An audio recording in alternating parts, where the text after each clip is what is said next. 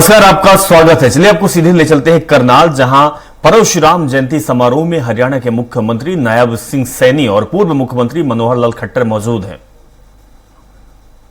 बनभोरी देवी मंदिर श्री सुरेंद्र शर्मा जी, श्री सुशील कौशिक जी मंगाली से, डॉक्टर जयपाल शर्मा जी, प्राचार्य गौड़ संस्था पैरावर और मेरी समस्त ब्राह्मण सरदारी, पत्रकार छायाकार मित्रों, कलाकार बंधुओं, आज बड़ी संख्या में अपने समाज ने आकर के और जिस प्रकार मेरा उत्साह बढ़ाया है, संयोग से आज मेरा जन्मदिन है। साल में एक बार जन्मदिन तो सबका ही आता है, तो 5 मई को आप सबने आकर जिस प्रकार से मुझे आशीर्वाद दिया, शुभकामनाएं दी, निश्चित रूप से मेरी भी ताकत, साहस और उत्साह बढ़ा है। मैं और नए उत्साह के साथ अपने समाज का, अपने देश का, अपने इस परिवार का मन लगाकर पूरी सेवा करने का संकल्प लेता हूं और आपकी जो अपेक्षा है उसके ऊपर मैं पूरा उतरूंगा। मैं कहीं भी आपको निराश नहीं करूंगा। भाइयों बहनों, संयोग से जैसा पता है कि अभी चुनाव का ये कुंभ, चुनाव का ये महापर्व, लोकतंत्र का चुनाव, दुनिया का सबसे बड़ा पर्व ये भारत देश में चल रहा है। इस देश की सांसद 542 सदस्यों से बनती है। उसमें से हरियाणा के अपने 10 सांसद जाने वाले हैं लोकसभा में, और एक अपनी जो करनाल लोकसभा है जिसके अंदर पार्टी ने मुझे और उस उम्मीदवार के रूप में यहाँ भेजा है। मैं सबसे पहले तो इतना स्पष्ट करना चाहता हूं कि जब भी कभी पहले सभाएं हुई हैं उसमें मुझे कभी मुख्यमंत्री इस नाते से आपके पास आया हूं तो हर बार कुछ ना कुछ अपेक्षा होती रही है और कुछ हमेशा लेके आया हूं, चाहे घोषणा करनी हो, चाहे उद्घाटन करना हो, शिलान्यास करना हो।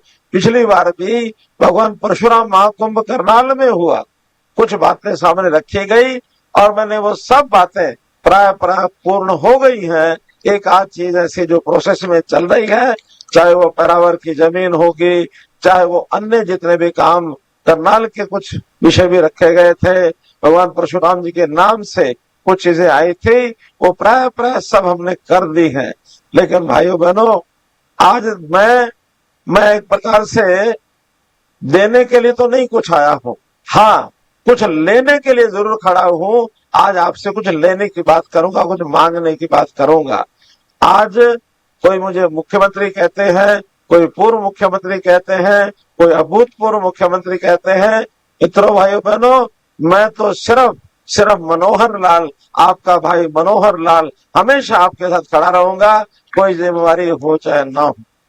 तो मैं तो इतनी बात कहूंगा कि भगवान परशुराम जी जिस समय में हुए, उस समय जो समाज की स्थिति थी, उस न्याय और अन्याय की लड़ाई को लड़ने के लिए, उस ज्ञान के भंडार के नाते से भगवान परशुराम जी शास्त्र और शस्त्र दोनों का उपयोग करते थे कि समाज में एक अच्छी दिशा तय की जाए।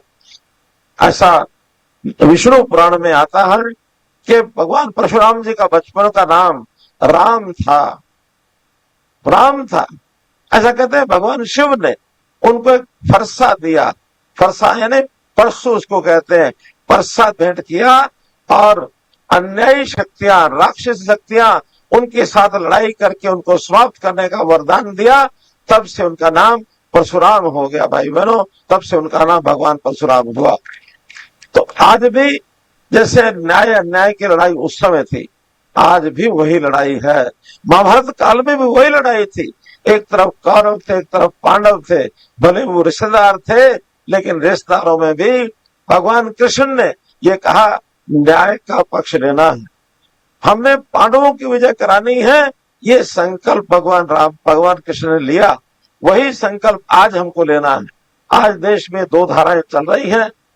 एक धारा समाज के अंदर अच्छे काम कर रही है, इस देश को जोड़ रही है, इस देश के अंदर जो राक्षसी वृत्ति है उसको समाप्त करने के लिए मोदी जी के नेतृत्व में देश में ताकतें काम कर रही हैं। कांग्रेस ने पिछले इतने सालों में देश में बहुत ऐसे कांटे बोए, चाहे कश्मीर की समस्या खड़ी की, पंजाब की समस्या खड़ी की, नॉर्थ ईस्ट में नागालैंड है, मणिपुर है, मेघालय है, असम है, उसको देश से अलग होने के लिए हमेशा वो प्रेरित करते रहे। नक्सलवाद बिहार से लेकर के और नीचे तमिलनाडु केरल तक देश के 2 हिस्से करने का एक षड्यंत्र चलता था। मोदी जी ने आने के बाद सब कुछ समाप्त किया मित्रों, भाई बहनों, सब समाप्त किया। उन्होंने तो आज देश को जोड़ा है। नक्सलवादियों ने अपने जो शस्त्र हैं वो आत्मसमर्पण कर दिए हैं। नॉर्थ ईस्ट के सब प्रदेश राष्ट्रभक्ति, राष्ट्रवाद को लेकर के और देश की मुख्य धारा में आ गए हैं।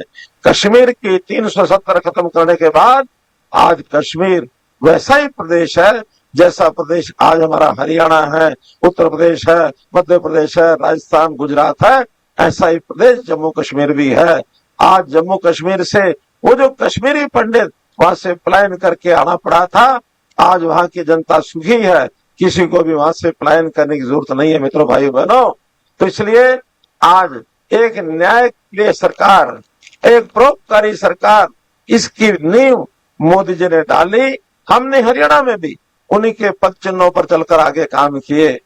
मोदी जी गरीबों के भले के लिए सब कुछ गरीबों पर न्यौछावर करने के लिए तैयार हैं।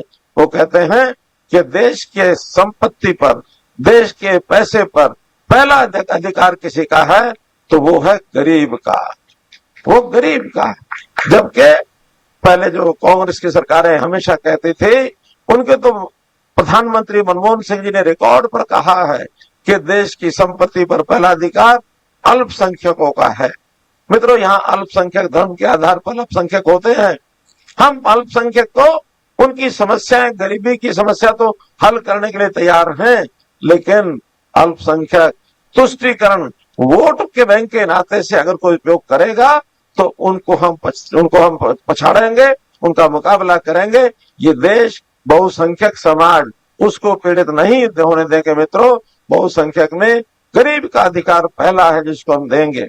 हमारे समाज के भी जो इकोनॉमिकली बैकवर्ड ग्रुप है, ईपीबीजी जिसको कहते हैं, उसके लिए भी एक समस्या बनी थी। अभी 2 दिन पहले चीफ सेक्रेटरी से बात करके हमारे अशोक शर्मा जी कल मीटिंग करके आए ना, तो सारी की सारी समस्या उन्होंने हल कर दी कि नहीं, पूरी दीक्षित जी खड़े हैं, तो कोई अब इस प्रकार की समस्या बाकी नहीं बची है।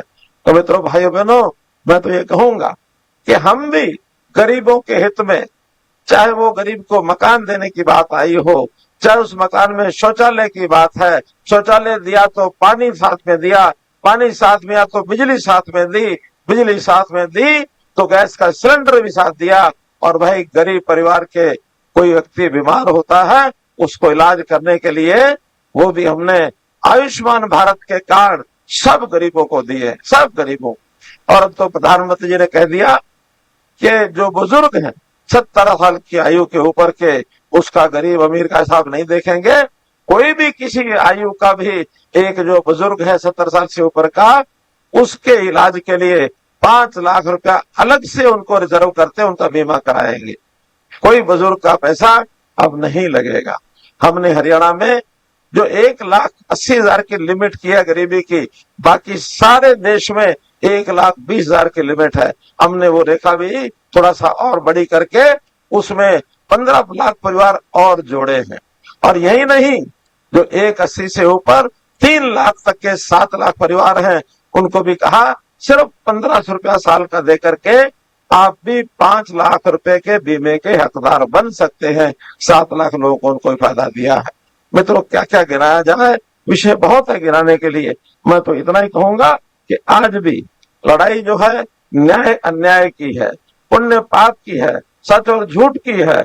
इसके अंदर हमारे विपक्षी सेना के लोग, यानी कौरवों के लोग अफवाहें फैलाएंगे, पैसा खर्च करेंगे, लोगों को बहकाएंगे, लालच देंगे।